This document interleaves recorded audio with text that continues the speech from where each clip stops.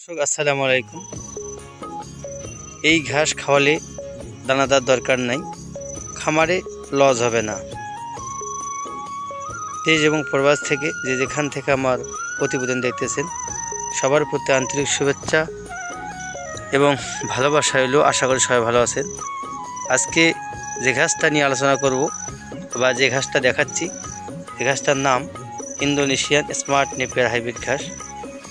এই ঘাসটি সারা বাংলাদেশে সুপরিচিত নামে পরিচিত এবং খামার যারা করেন, গাড়লের খামার, গরুর খামার, ভেড়ার খামার, ছাগলের খামার যারা করেন তাদের জন্য এই ভিডিওটি এটি গুরুত্বপূর্ণ।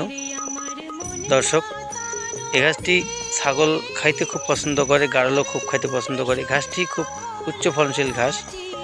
ঘাস গোড়া থেকে আগা পর্যন্ত ঘাস হয়।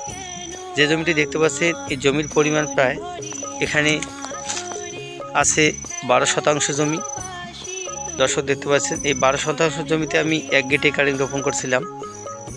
একটা গেটের মধ্যে 5 থেকে 60 গিট ছিল। ওই গিট রোপণ করার পরে মার্শাল্লাহ এক ঝোপে আপনাদের 20 কেজির মতো ঘাস আছে।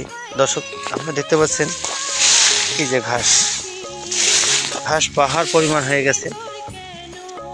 যারা এই ইন্দোনেশিয়ান স্মার্ট নেপিয়ার হাইব্রিড ঘাসের কাটিং খুঁজেছেন তারা ভিডিওটি জুড়ে থাকবেন এবং শেষ পর্যন্ত দেখবেন, তাহলেই এই ঘাস চাষ সম্পর্কে আপনারা জানতে পারবেন, বিস্তারিত জানবেন যে কীভাবে ঘাস চাষ করবেন এবং কীভাবে গরু ছাগলকে খাওয়ানো যায় সেই সম্পর্কে আজকে আপনারা জানবেন।